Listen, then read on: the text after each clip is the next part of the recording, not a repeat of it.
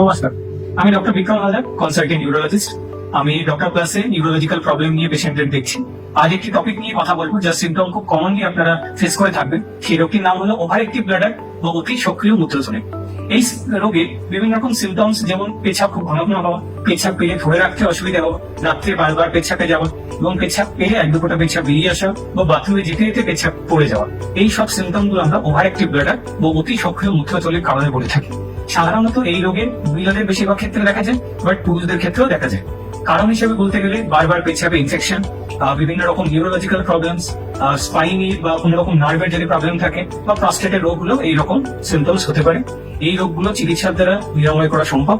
Simple কিছু investigation, কিছু পরীক্ষা নিরীক্ষার দ্বারা এটা ডায়াগনোসিস করা যায় এবং বেশ কিছু ওষুধের মাধ্যমে আমরা এটা ট্রিটমেন্ট করে থাকি। তাহলে এই ধরনের কোন সিমটমস যদি আপনারা ফেস করেন, তাহলে লুকিয়ে না থেকে আপনারা ডাক্তারের পরামর্শ নিন, নিউরোলজিস্টের সাথে কথা বলুন এবং এই রোগ থেকে নিরাময়।